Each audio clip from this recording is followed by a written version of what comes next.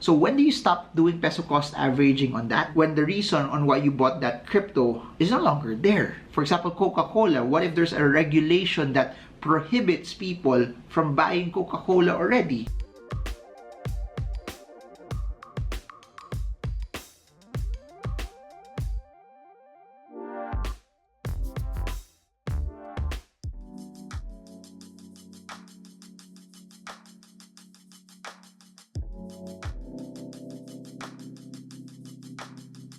Hey guys, so in this video, I want to give you tips on how to make cost averaging effective.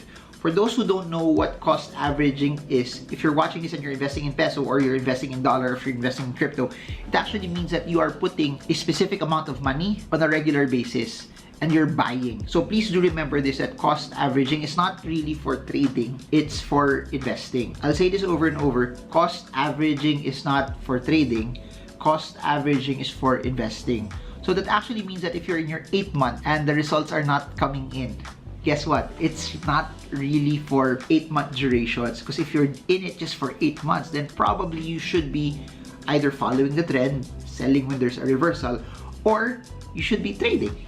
Essentially, that's how it actually is. I got a question of YouTube. The gist of it is basically, up until when should you do cost averaging? And there's a lot of theories about that. I want to share my rationale behind it. So tip number 1, up until when you should do cost averaging. If you're investing in stocks or even in the cryptocurrency market, you have to realize this. There's a fundamentally sound reason on why you are buying that stock. There's a fundamentally sound reason, rationale on why you're buying that crypto. If it's Bitcoin, you're buying it because it's a store of value. Or if it's Tesla, you're buying it because of the rationale that you believe its electronic vehicles or its electric vehicles will get a very, very large piece of the pie, especially when they roll out and they mass produce all of those Teslas.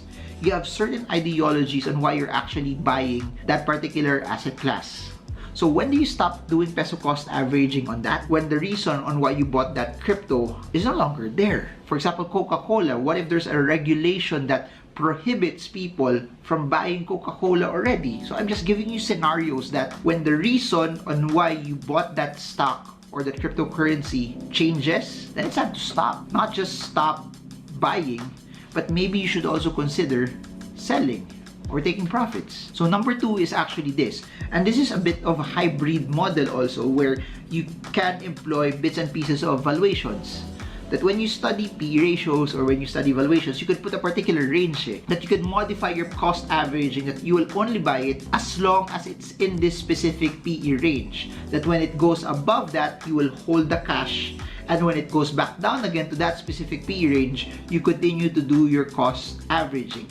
It's hybrid, not a lot of people do it because also it requires a level of analysis that you need to learn more about P/E ratios. If you want to know more about P/E ratios, search it, Marvingermo Fundamental Analysis, Marvingermo P/E ratios. We've got tons of videos about it. Or check out my books, Winning Strategies for Investing, it's written there.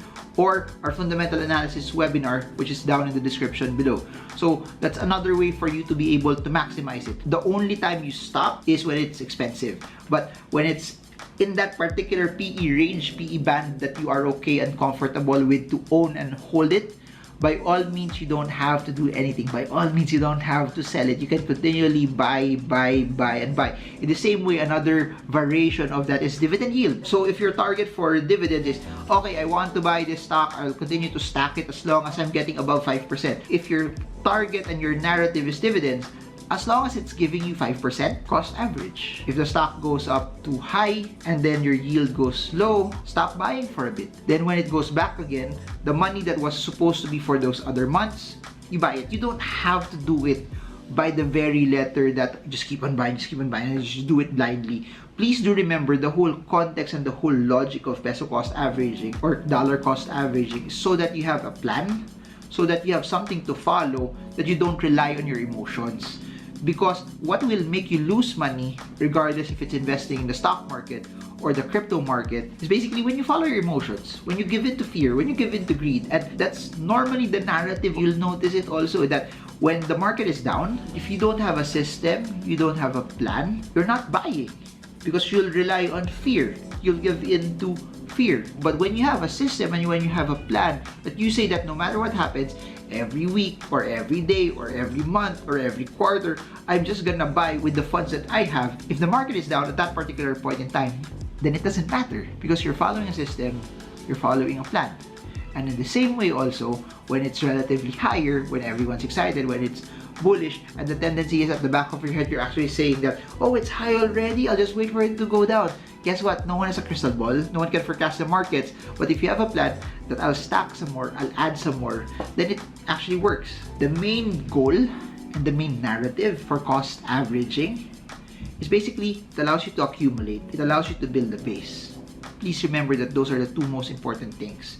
That it has to come to a point where you put life-changing volume in that asset class that you totally believe in. And it doesn't matter if it's Bitcoin or if it's Apple or if it's Ayala Corporation. It doesn't matter. Building volume is more important than the percentage that you would get, because getting a high percentage or a small amount of volume won't really help you. I'm not saying you don't focus on the gains that you will also get, but they work hand in hand. That being said, also there's another question that I got, that what if I want to invest up until 10 years time? People are asking that is maybe they want to retire at 60 years old.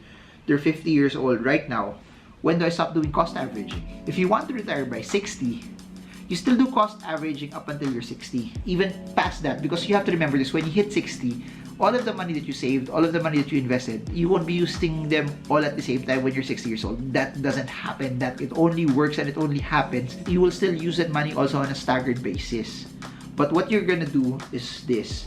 Always remember that the closer you are to retirement, the less volatile your assets should be. So chances are maybe on year 8, year 9, closing to year 10, you're doing cost averaging, but on assets that are not as volatile, on assets that are safe. So what could be your scenario? Probably dividend-paying stocks, high dividend-paying stocks, or preferred shares, or bonds. You're cost averaging on them, but they're not as volatile anymore. Next one is, if your goal, for example, you wanted to hit, say, $1 million, and you're now at $400,000, and it has been 10 years. Guess what? You don't stop doing cost averaging because you haven't reached your goal yet. The goal for investing, the goal for cost averaging is you continue to put in until you hit the target amount that you actually need. If you're asking me, should I stop already because I'm hearing my date already? Not really. You stop until your target has been set and has been made. So different scenarios if you're basing it based on age or if you're basing it on a numerical amount. What's nice about having a numerical amount is also this. If you think you're still so far, that means you have to be more aggressive on the way you would cost average, meaning you would have to find ways on how you could actually put more so you could cost average at a larger amount. And again, it always goes back to volume. But I'll say this just to put this to a close. If you're the type of person that tends to be emotional, if you're the type of person that tends to get rattled when times are so good or times are so bad, then the best way for you to remove that emotion is to do cost average. And I hope those 4 tips, those 4 steps, those 4 strategies were something that proved helpful to all of you. I hope that was something that gave you enough insight on how you can actually do it, on how you can actually win. And I'll say this over and over, I want you guys to win.